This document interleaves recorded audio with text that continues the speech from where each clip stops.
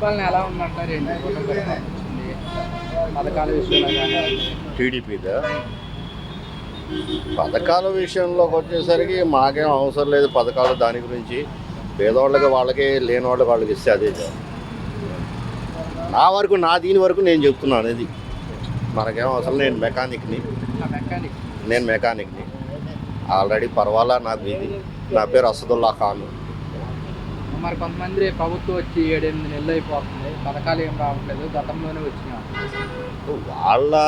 వాళ్ళ ఒపీనియన్ వాళ్ళది. ఎవరిది ఇది మనకేంటంటే నాకేం అవసరం లేదు.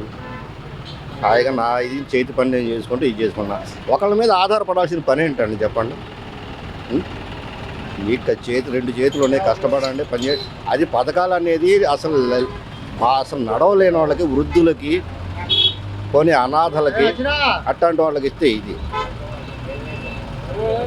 వాడు పని చేసుకునేవాడికి పథకాలు ఇచ్చి, రిక్షా వాడికి పథకాలు ఇచ్చి, ఆటో వాడికి చేతి పని చేసిన పథకాలు ఇచ్చి దేనికండి ఇది గవర్నమెంట్ ఆధారపడటమా చెప్పండి?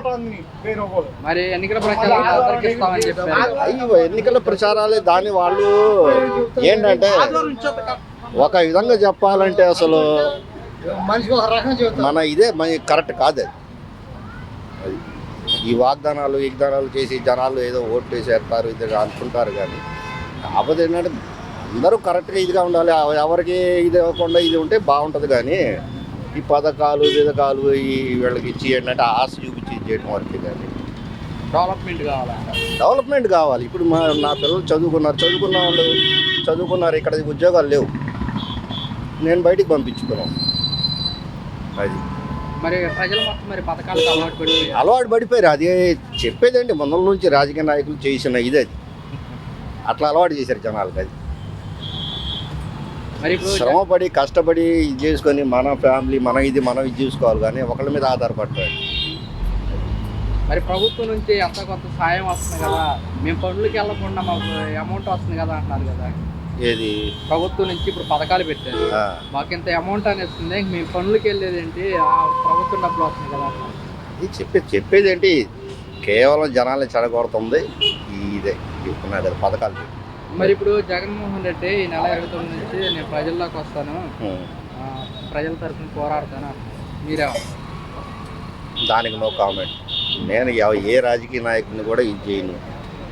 అది నా ఒపీనియన్, నేను చెప్పాను. ఇప్పుడు జనాలు ఇది అది వాళ్ళ ఇది. అది మరి వాలంటీర్ విషయానికి వస్తే వాలంటీర్ ఏమంటారు? గత ప్రభుత్వంలో కొనసాగించారు, ఉన్నారు, ఈ ప్రభుత్వంలో లేరు, మీరేమన్నారు?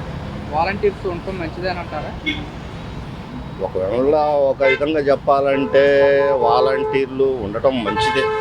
ఎందుకనంటే ఏదన్నా ఇప్పుడు పింఛన్లు ఇవి పెట్టారు, ముసలోళ్ళు వెళ్ళి అక్కడ తెచ్చుకోలేరు, వాళ్ళు వచ్చి ఇళ్ళ దగ్గరికి ఇస్తున్నారు, ఇస్తే అది మంచిదే, కరెక్టే. ఇప్పుడు ఏదన్నా సమస్య ఉంది, వాలంటీర్లకి ఇది రేషన్ కార్డులు కానీ రావట్లేదు, ఇదేంటంటే సచివాలయం చుట్టూ తిరగాలంటే ఇప్పుడు మా మగవాళ్ళు అంటే పనికి వెళ్ళిపోతారు, వాళ్ళు ఇంటికి వచ్చారు కాబట్టి ఆడవాళ్ళు కనుక్కొని ఏంటని చెప్పని చేసుకుంటారు. అది కరెక్ట్ అని పద్ధతి. మరి ఇప్పుడు ఈ వాలంటీర్స్ని కొనసాగించాలన్నా, వాళ్ళని రద్దు చేయాలన్నా కానీ గత ప్రభుత్వం వాళ్ళని రెన్యువల్ చేయలేదు, ప్లస్ జీవోలో లేరని లోకేష్ గారు కూడా అన్నారు, మీరేమన్నారు? అది ఇక గవర్నమెంట్ నిర్ణయించుకోవాల్సిన పని. అది జనాలు ఇది తీసుకొచ్చేది అది గవర్నమెంట్ నిర్ణయించుకోవాల్సిన పని. వాళ్ళు ఏది చేయాలనుకున్నది ఏదైనా సదుపాయాలు సరే పెట్టారు, సదుపాయాలు ప్రజలకు కరెక్ట్గా ఇది చేసుకుంటే అదే చాలు. అది పవన్ కళ్యాణ్ గారు చాలా పరిపాలన కానీ ఆయన మాట తీరు కదా. ఈ రాజకీయాల గురించి నేను చాలా దూరం. అది ఎందుకనంటే నా ఫ్యామిలీ నేను కష్టపడటం నేను ఇది చూసుకుంటానే. కానీ రాజకీయాలు వాళ్ళేమంటారు వీళ్ళేమంటున్నారు, వాళ్ళేం పెట్టారు ఇవేం పెట్టారు నేను అవి పట్టించుకోలేదు. యాక్టివ్గా చెప్పాలి.